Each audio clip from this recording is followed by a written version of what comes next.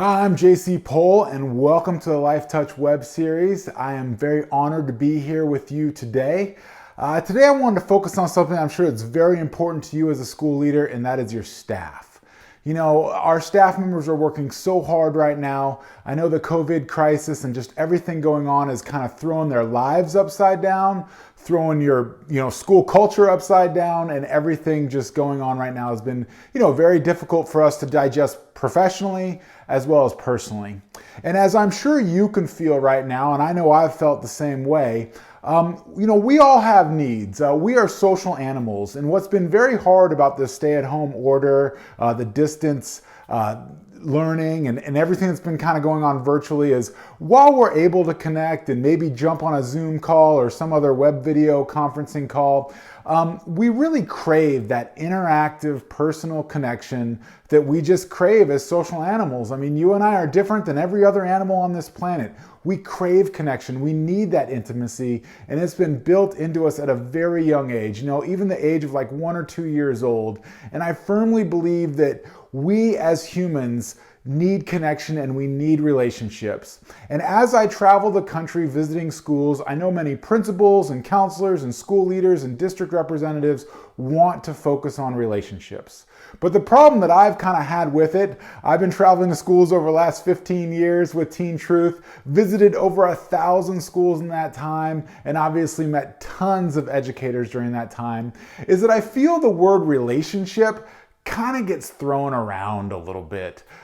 We don't really take the time to define it or look at how do we actually build positive relationships in our life, on campus, or even build them virtually right now during the COVID crisis. And so this time that we're going to spend together with you today is really focused on looking at how do we build relationships and what are the strategic and structural things that we can do to build healthy relationships in our life. One of the fun things that we do with Teen Truth is we do a lot of campus relationships workshops where schools will bring us in, we'll work with the staff, we'll work with the district, maybe we'll do like a keynote presentation to all the staff members, or sometimes we even get to do a 2 or 3 hour workshop, maybe on a school campus with 50 to 100, sometimes even 150 staff members.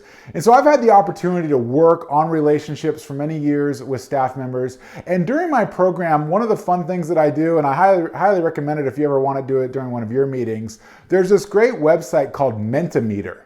I think their website is either menti.com or mentimeter.com. Don't know if you've heard about it, but what it is basically an online interactive live polling website where you can basically ask your audience questions and get answers. And so during our campus relationships workshop, we focus on the 10 core relational needs that we all have, whether it's things like affection and appreciation, all the way to comfort and respect. And we just kind of take the time to look at these 10 needs. And during the program, after I kind of go through all the 10 needs and we talk about them, I always ask the audience to fill out a Mentimeter on kind of where they are with regards to the 10 needs.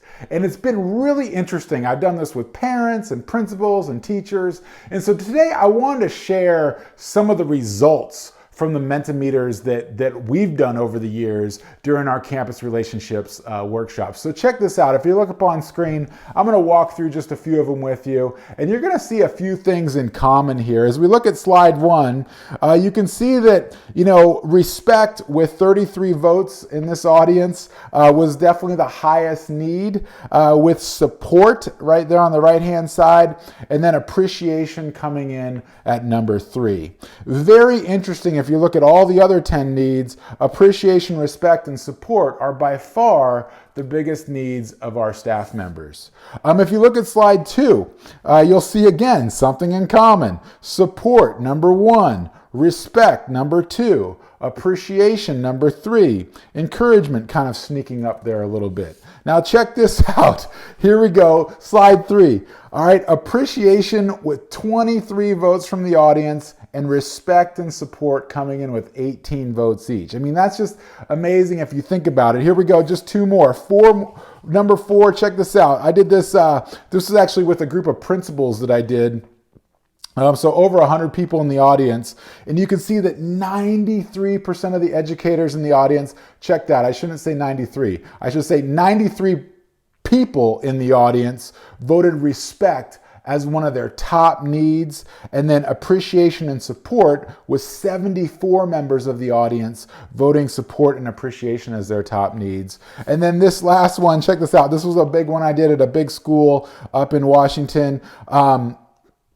Over 100 people in the audience voted support as their number one need, respect as number two with 96, encouragement actually snuck in there at number three, and appreciation, of course, coming in at number four. So what do we see when we look at these slides that I just walked through with you? Is that there is a common theme amongst our staff members. And it is appreciation, support, and respect, with encouragement kind of as a number four. So I know we don't have time to go over all of the 10 needs with you right now, but I want to just dive into these top three so you as a school leader could have a strong understanding of what these needs are and how we can help facilitate meeting these needs for our staff members, not only when they're on campus, but also during the COVID crisis and everything that's going on right now. So let's jump on in. The first need that every staff member on your team has right now is appreciation. So what is appreciation? That is giving thanks, giving praise, recognizing what someone else has done as opposed to who they are. You know, staff members work so hard. Both of my parents were teachers, and I know, sometimes we get the summers off or spring break, but other than that, teachers are working almost all day, every day. You as a school leader going to meetings and the school day and games and just things at the district you have to do. So many things going on, and many of our teachers often feel underappreciated during this time. And so I feel as a school leader, one of the things that we can make sure that we do well is show appreciation to our staff members and work to meet the need of appreciation. You know, check out this picture right here, just kind of a fun story with me. I'm not the handiest person in the world. This is a picture of some work that I did for my wife this weekend. And you can see these 3 pendant lights. It might look like a simple job to you. I'm really good with manual labor, all right? You tell me to mow the lawn or move some rocks, I'm pretty good with that. But the small stuff, climbing up on a ladder, putting up pendant lights, figuring out how to make everything even, is just not in my skill set. But this is something my wife really wanted done. And so, I took the time the last 2 weekends, it took me 2 weekends to get all 3 pendant lights in place for her. And what was really cool that I want to show you right here is that she took the time last night on Facebook to kind of like recognize me and appreciate that for me. Not something that I asked her to do, not something that I expected her to do, just something she randomly did last night. And while it's like something super simple and not something that I guess I really needed, like I know that she was appreciative that I did the work, it was kind of cool in a really weird way to be recognized and have our friends and my mom and my dad and people down the street say, "Hey, good job, John. Great job. Looks good. Awesome work." That felt good. So going out of our way to recognize our teammates and show that appreciation, whether it's in person, via a phone call, via a post on Facebook like my wife did, can be extremely powerful. Now, what's the opposite of appreciation? The opposite of appreciation is criticism, right? And none of us like criticism.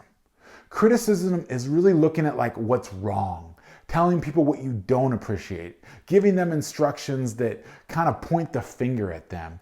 None of us like to feel criticism in our lives. And so when you look at your work with your staff members, when you look at your work that maybe some of your other leaders on campus are doing with staff members, let's move them away from criticism towards appreciation during their communication process with your team. How can we show appreciation? Well, one of the fun things that I love to do in the workshops is just ask the team members to show appreciation to each other. Take the time and just show that appreciation. And it's so cool to see them at the tables, recognizing what someone has done and showing that appreciation. I mean, with such a simple activity, we've literally had teachers break down crying during this activity. So something that maybe you can facilitate during your next team meeting or your next Zoom call is just intentionally asking people to show appreciation for each other. The other thing that you can do, obviously, as a school leader is that you can go out of your way to show appreciation. Just like my wife did for me last night, you can make that phone call, you can send that note, you can send that email, you can send that video text, you can make that post on Facebook or Twitter or LinkedIn recognizing a staff member or a team member.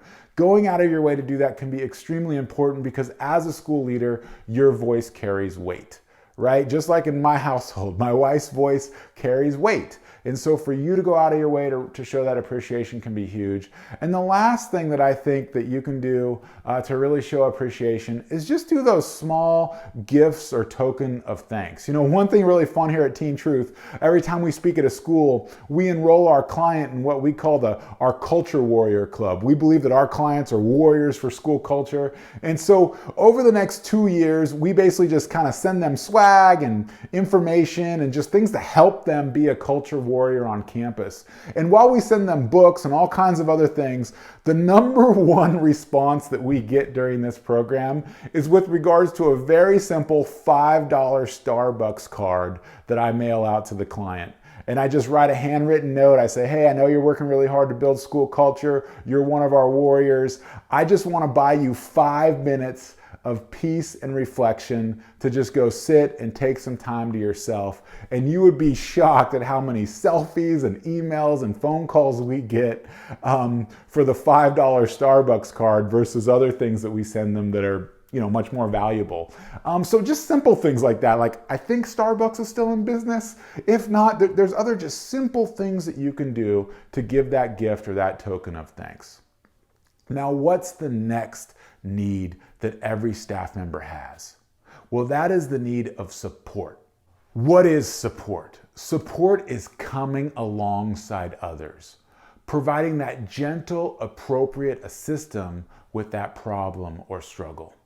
Sometimes we just need support in our lives. And to be clear, as a school leader, support isn't doing something for someone, it's walking alongside of them. You know, one of my professors, I don't know if I mentioned this earlier, I'm also a counselor and a marriage and family therapist. One of my professors at Texas State told us a great, just kind of analogy or whatever you would call it, about how young trees need strong winds, right? Like, we want our students and staff members to struggle. We want young trees to struggle a little bit because that helps them build roots. And so what we can do as a school leader is walk alongside of them as they struggle. I've seen this in my private practice as a therapist. You know, clients come in and they maybe want me to solve problems or give them advice, but of course that's not effective therapy. What's effective therapy is me asking the questions, understanding what they're going through, and helping them come up with the solutions and answers. And so I think your staff members could use support as well, because what is the opposite of support?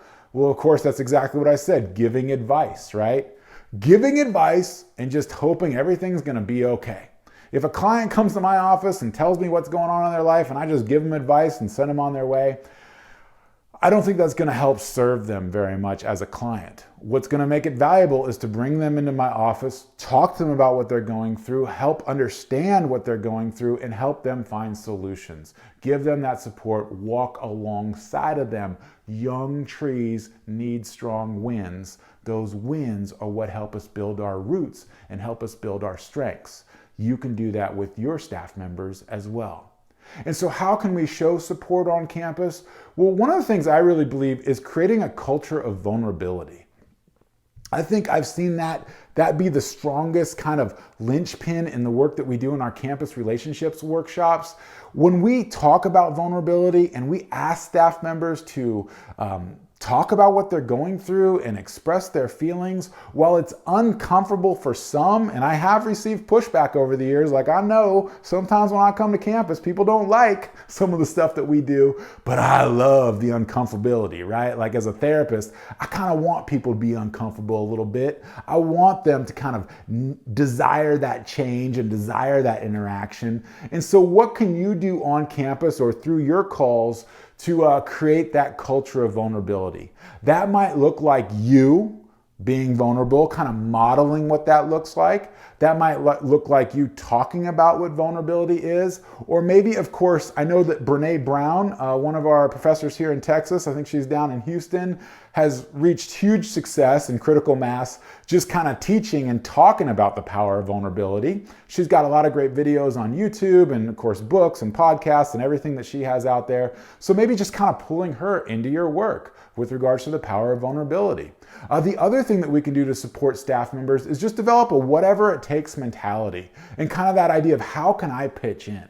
Okay, a lot of times we're throwing things at our staff members. Right now we're throwing all kinds of crazy stuff at them.